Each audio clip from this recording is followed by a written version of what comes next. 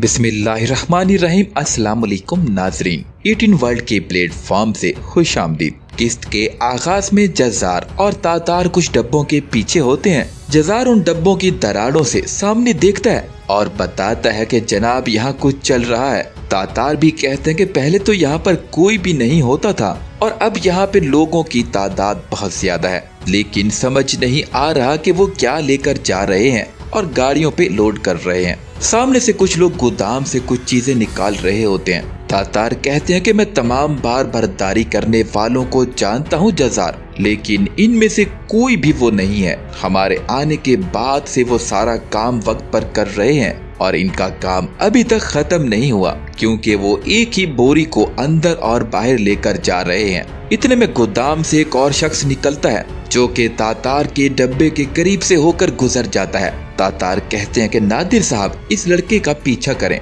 नादिर खामोशी से उस लड़के के पीछे चल पड़ते हैं। इसके बाद नादिर जब आगे बढ़ते हैं तो वो आदमी कहीं छुप जाता है। नादिर उसे ढूंढने लगते हैं। इतने में वो लड़का सामने आके नादिर पर हमला कर देता है। नादिर पहले तो थोड़ी मार खाते हैं, उसके बाद वो उसे ऐसा मजा चखाते हैं कि वो बेहोश हो जाता है। दूसरी तरफ तातार खलील के पास पहुंचते हैं। खलील कहते हैं कि क्या तुम्हें कुछ मिला है? तातार बताते हैं कि हमने हर जगह का मुआयना किया है, लोग आ रहे हैं और जा रहे हैं, कुछ भी वाज़ेह नहीं हो रहा। मैं उनमें से किसी को भी नहीं जानता। वो जाते हैं तवज्जो से बचने के लिए, बोरियों के साथ अंदर और बाहर आते जाते हैं, लेकिन बोरियां खत्म नहीं होती। उन्होंने एक ही बोरी उठाई हुई है जिसे वो अंदर ले जाते हैं और बाहर लेकर आते हैं। खलील पूछते हैं कि वो कितने आदमी हैं। तातार बताते हैं कि वो 15 से 20 आदमी हैं। उनमें से एक का सामना नादिर साहब से हो चुका है। उस शख्स ने नादिर पे हमला किया और नादिर साहब ने उसे संभाल लिया। खलील कहते हैं कि तैयार रहो भतीजो,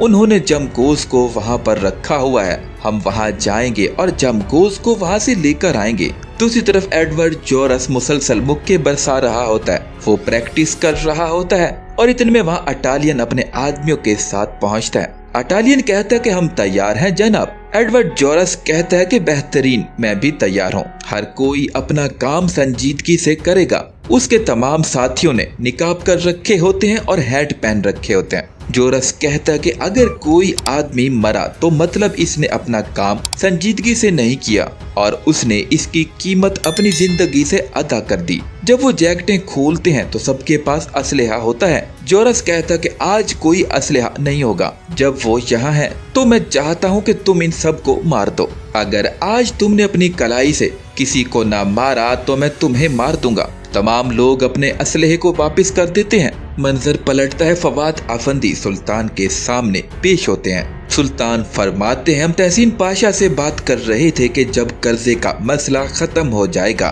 तो हम रियासत के लिए क्या इकदामात उठा सकते हैं, बताइए कि आप यहाँ क्यों आए हैं। फवाद बताता है कि हमने कर्जों को खत्म करने के लिए रोथशील्ड से इत्तफाक किया है। तहसीन कहते हैं कि शुक्र है खुदा का, इस मुल्क में इस सियासत के लिए आपने बेहतरीन खिदमात सर अंजाम दी है। फवाद खुश होकर कहता है, ये तो मेरा फर्ज था सुल्तान, मैं हमेशा आप पर अपनी वफादारी साबित करने के लिए तैयार हूँ। सुल्तान फरमाते हैं कि आपने दस्तखत के लिए जरूरी कागजात तैयार करवा लिए है ना, रोथशील्ड को बुलवाओ और दस्तखत करके ये मामला खत्म कर दो। जब फवाद अफंदी चला जाता है तो तहसीन पाशा कहते हैं, जो शख्स हमारा गद्दार था आज वही हमारे काम आ रहा है सुल्तान। सुल्तान फरमाते हैं कि तहसीन पाशा जब दस्तखत हो जाए तो मेरा हुक्म पूरा कर दिया जाना चाहिए। आप सिपाहियों के साथ अंदर दाखिल होंगे और फवाद अफंदी को गिरफ्तार कर लेंगे। रोथशील्ड के सामने हम फवाद अफंदी पर एतमाद जाहिर करेंगे और इसके बाद हम इसको अपने अमल के साथ हैरान कर देंगे। दूसरी तरफ गारो रूबीना फाइन को कहता है कि मुझे तुम्हारी भाई वाली सोच हरगिज पसंद नहीं आई। रूबीना उठ के जाने लगती है। इतने में बाहर दस्तक होती है। गारो कहता है कि मैं खुद देखूंगा। जब वो दरवाजा खोलता है तो सामने एडवर्ड जोरस होता है। गारो कहता है कि तुम क्यों परेशान हो, अगर मुझे खबर भेज देते तो मैं खुद आ जाता। जोरस कहता है कि मैं तुम्हें नहीं, रूबीना को लेने आया हूँ। मैं चाहता हूँ कि वो पाया तख्त में मेरे साथ रहे।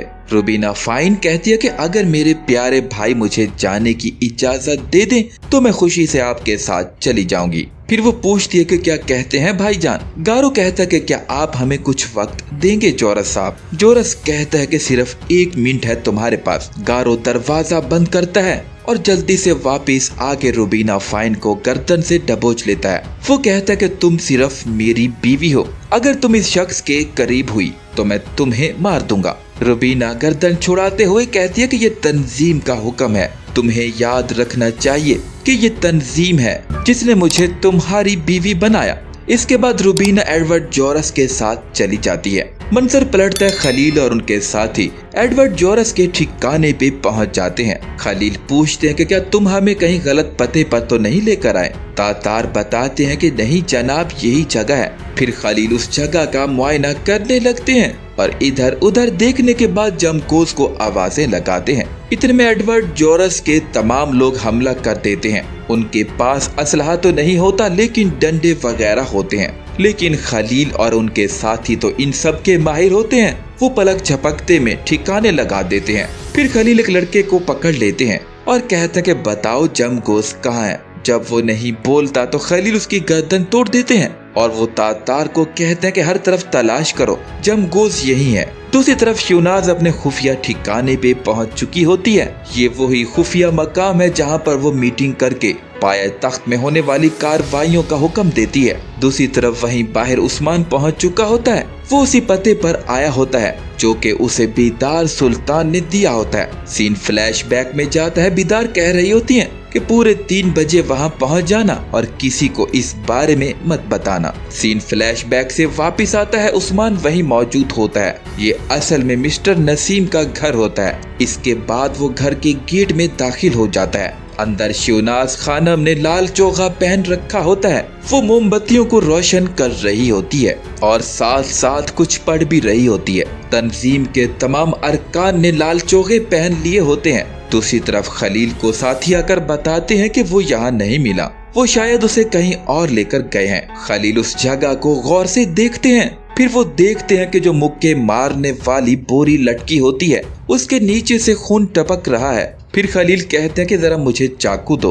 वो जल्दी से उस बोरी को काटने लगते हैं। पहले तो उसके अंदर से कुछ मिट्टी निकलती है। उसके ऊपर जमगोस जख्मी हालत में होता है। खलील उसे नीचे उतार के कहते हैं कि जमगोस अपनी आंखें खोलो, हमें छोड़कर मत जाना जमगोस, मैं दरख्वास्त करता हूँ कि अपनी आंखें खोल दो। खलील बहुत ही बेचैनी से चीखने लगते हैं और कहते कि जजार जल्दी से डॉक्टर को बुलवाओ। इतने में तातार जमगोस की नब्ज को चेक करते हैं और बताते हैं कि जनाब ये तो मर चुका है। खलील ये सुनकर रोने लगते हैं। उन्हें बहुत ज्यादा सदमा होता है। बाकी लोगों की आंखों से भी आंसू रवा हो जाते हैं। मंजर पलटता है। हालो पाशा सुल्तान को कहते हैं कि सौदा बिल्कुल ठीक है जैसा कि हम चाहते थे। बैंकों पे हमारे कर्जे एक जगह जमा हो गए हैं, उन्होंने हमें रियायत दे दी है। इतने में तहसीन पाशा आके बताते हैं कि रोथशील्ड और फवाद आफंदी आपकी खिदमत में हाजिर होना चाहते हैं। सुल्तान फरमाते हैं कि आने दो। इसके बाद रोथशील्ड और फवाद आफंदी वहां पहुंच जाते हैं। सुल्तान फरमाते हैं कि मुझे याद आया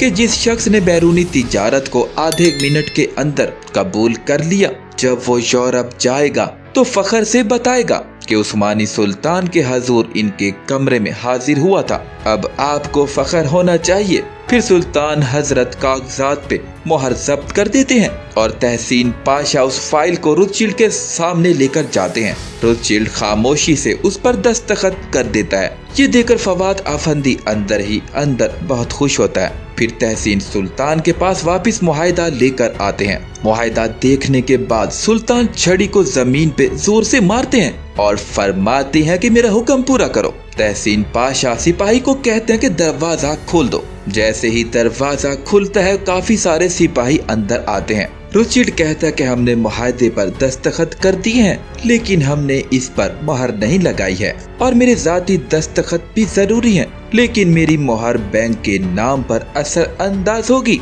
इस सूरत में एक ही रास्ता है, मैं इसे मशरूत कर देता हूँ। सुल्तान फरमाते हैं कि कैसी शर्त है तुम्हारी। रोथशील्ड कहता है कि ये मुआहिदा उस्मानियों के लिए बहुत कीमती चीजें करेगा।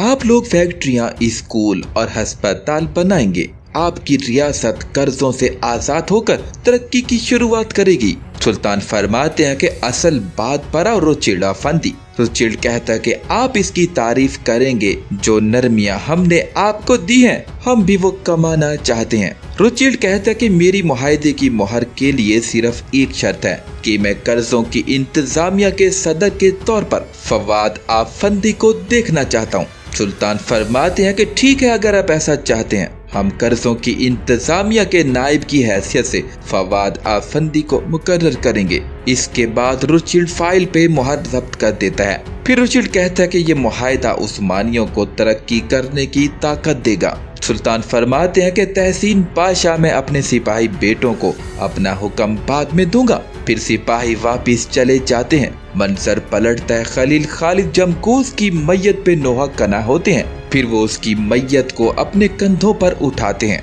और बोझल कदमों के साथ चलने लगते हैं। खलील शदीद गमगीन होते हैं और चेहरे से उनकी तकलीफ आया होती है। दूसरी तरफ एडवर्ड जोरस वहां पहुंच जाता है जहां शूनाज मीटिंग करने वाली होती है। शूनाज उसे देख के कहती है कि तुम यहाँ क्या कर रहे हो। जोरस उस कमरे को चारों तरफ से देखता है। उसके साथ रुबीना फाइन भी होती है। एडवर्ड जोरस बताता है कि मुझे रोथशिल्ड ने यहाँ भेजा है। अच्छा, तो ये है वो पुरअसरार सुराख जहाँ हम अपने राजों को छुपाते और इनका जश्न मनाते हैं। शूनाज कहती है कि तुम यहाँ क्यों आए हो। एडवर्ड जोरस कहता है कि मैं यहाँ रुबीना को तुमसे मुतारिफ करवाने आया हूँ। ये अब से पाया तख्त में मेरे साथ होगी। फिर वो रुबीना को बताता है कि शूनाज खानम मजहबी तौर पर यहूदी हैं। वो पागल हो रही हैं क्योंकि हमने इनकी इबादत में खलल डाल दिया। फिर एडवर्ड जोरस आग के जलते हुए सितारे के दरमियान खड़ा हो जाता है। शूनाज कहती कि क्या तुम इसमें शिरकत करोगे। एडवर्ड जोरस हंसते हुए कहता कि मैं किसी से हुक्म नहीं लेता, मैं किसी के आगे घुटने नहीं टेकता और ना ही इसे खुद से बड़ा होने पर इज्जत देता हूँ। शूनाज कहते हैं कि हम सिर्फ अपने एतकाद के आगे घुटने टेकते हैं। एडवर्ड कहता है कि तुम दौलत और ताकत के गुलाम हो। तुम ज्यादा दौलत और ताकत हासिल करने के लिए काम करते हो। तुम ज्यादा सरजमीन की ख्वाहिश करते हो और ज्यादा लोगों की जो तुम्हारे लिए काम कर सकें। लेकिन देखो, मैं बिल्कुल आजाद हूँ। मेरे पास ऐसा कुछ भी नहीं। मुझे कुछ भी नहीं चाहिए और मैं किसी के लिए काम भी नहीं करता। मैं तुम्हारी तरह किसी के आगे घुटने टेक कर जिंदगी गुजारने से मौत को तरजीह दूंगा शूनाज खानम। दूसरी तरफ सुल्तान को रोथशिल्ड कहता कि आपकी रियासत ने बेशतर कर्जों से निजात पाली है, आपकी मईशत बेहतर हो जाएगी। सुल्तान फरमाते हैं कि ये कर्जे करम जंग के हैं। अंग्रेजों ने हमारे और रूसियों के दरमियान जंग को बढ़ावा दिया और फिर उन्होंने रूसियों और उस्मानियों पर इल्जामात आयद कर दिए। रूसी अभी तक इस पर काबू नहीं पा सके, लेकिन हमने कर्जों को कम कर लिया। रोथशिल्ड कहता कि मुस्तकबिल उस्मानी मईशत में है।